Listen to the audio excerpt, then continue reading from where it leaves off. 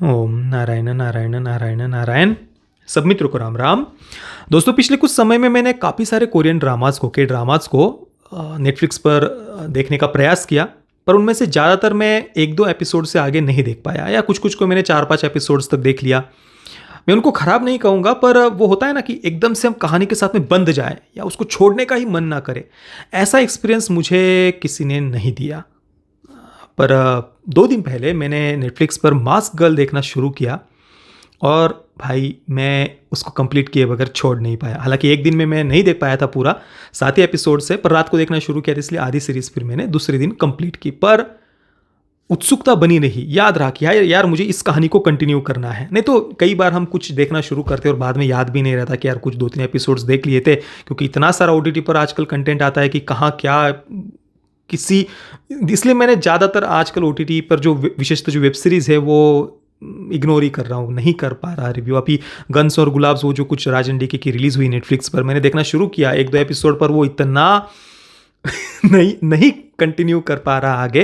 पर करूँगा उसका रिव्यू जैसे जैसे जैसा भी हो कंप्लीट करके। पर मास्क गर्ल मैंने देखना शुरू किया और भाई मैं उसको नहीं छोड़ पाया। देखिए, कहानी अगर मैं बिल्कुल स्पॉइलर फ्री है, चिंता मत करिए। बस शुरुआत के जो कुछ है बेस मैं आपको वो बताऊंगा। एक लड़की है, सामान्य सी, ऑफिस में काम करती है एक कंपनी में, और उसके लुक्स कुछ मतलब जिसे सुंदर कहा जाता है उस प्रकार से वो कोई चेहरे से सुंदर नहीं है, या वो कहते हैं ना नयन नक्श उतने बढ़िया नहीं है, या मराठी में कहते हैं कि नाकी डोळी का है एवढी खास नहीं है दिसायला।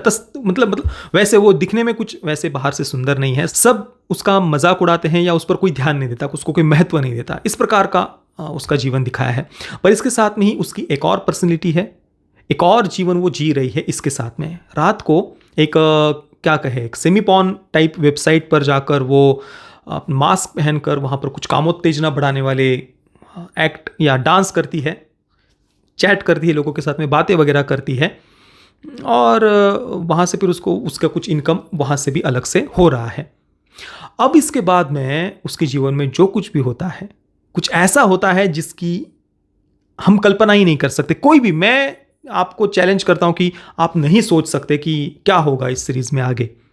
पर वहां पर ये सीरीज रुकती नहीं है उस एक सरप्राइज को देकर। फिर उसके बाद में एक के बाद एक के बाद एक ट्विस्ट और टर्न्स आते जाते हैं, और वो ट्विस्ट और टर्न्स रुकते ही नहीं है। बिल्कुल एंडिंग तक, 7वें एपिसोड तक कुछ ना कुछ ऐसी कुछ बातें होती जाती है जिसकी हमने बिल्कुल भी कल्पना नहीं की होती। इमेजिनेबल ऐसा कुछ फिल्म में आगे जाकर होता जाता है। कुल मिलाकर सीरीज हमें अपने साथ में बांध कर रखती है शुरुआत से अंत तक। तो इसका सबसे बड़ा जो प्लस पॉइंट है वो इसकी कहानी है। हालांकि जब मैंने इसको देखना शुरू किया था, शुरुआत में मैंने देखा कि उसके लुक्स अच्छे दिखने में सुंदर नहीं है, लोग अब्यूज़ कर रहे हैं, और साथ में ही दिखाया कि वो एक सेमीपॉन टाइप वेबसाइट पर जाकर मास्क पहनकर वहाँ पर कुछ कामोत्तेजना बढ़ाने वाले एक्ट कर रही है। तो मुझे लगा कि ये भी कुछ वोक टाइप ही कुछ कचरा होगा, वही डिप्रेशन एंजाइटी को रोमांटिसाइज करेंगे कि समाज ने मुझ पर ये किया, पेरेंट्स ने मुझ पर ये अत्याचार किया, उसने ये किया वो किया, छाती कूटेंगे और फिर इस सब बातों को जस्टिफाई करेंगे। जैसा कि हमने वो 4 मोर शॉर्ट्स में भी वो एक कैरेक्टर था, देखिए, जिस 4 लड़कियों में से एक का वजन ज़्यादा दिखाया है, उसकी माँ उसको खाने के ऊपर से टोकती है कि ज़्यादा मत खाओ, वजन बढ़ रहा है वगैरह वगैरह।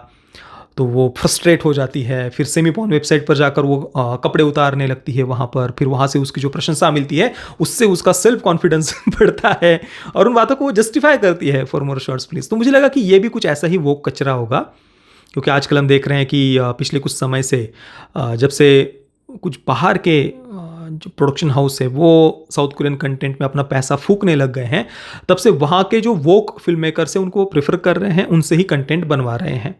नहीं तो थोड़ा सा पीछे जाकर आप पुराने के ड्रामाज अगर देखेंगे तो उनमें ज़्यादातर फैमिली वैल्यूज़, उनके कल्चर का सम्मान, ये बातें हमें देखने को मिलती है। और अभी भी ज़्यादातर कोरियन ड्रामाज वैसे ही है। पर फिर भी जब से नेटफ्लिक्स या अन्य जो कुछ बाहर के प्रोडक्शन हाउस है वो पैसा फूक रहे हैं साउथ कोरिया में, तो वहाँ के जो वोक फिल्म मेकर्स है उनको वो ज़्यादातर प्रिफर कर रहे हैं।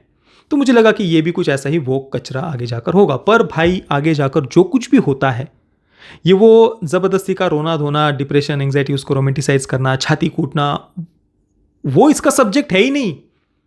इसमें क्या होते जाता है, कितने कैरेक्टर्स में कितने सारे लेयर्स है, आप सोच ही नहीं सकते।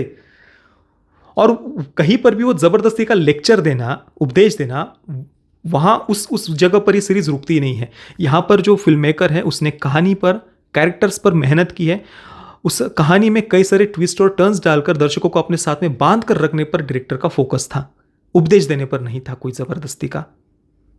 तो ये मुझे इस फिल्म की बात पसंद आई।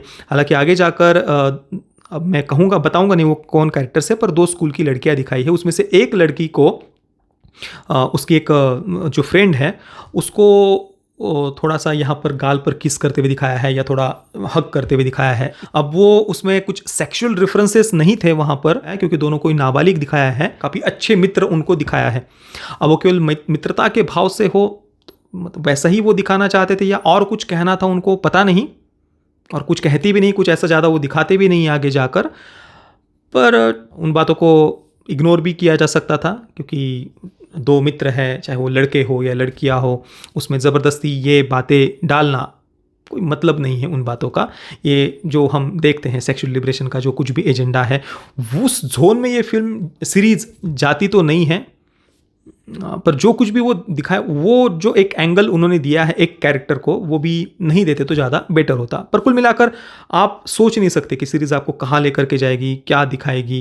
एक क्या कहें, बहुत सारे ट्विस्ट और टर्न्स, रोलर कोस्टर राइड वगैरह, जो भी शब्द है समझ लीजिए, बढ़िया थी कुल मिलाकर सीरीज़। मैं मास्क गर्ल को दूंगा 8.5 out of 10 stars. Parental guidance की बात करें तो ऑब्वियसली परिवार के साथ में देखने जैसी सीरीज़ नहीं है। ए सर्टिफिकेट के साथ इसे रिलीज़ किया गया है।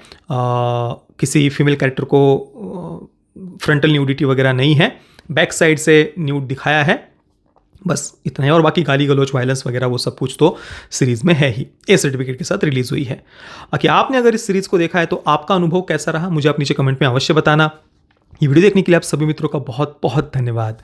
जय श्री राम, वंदे मातरम।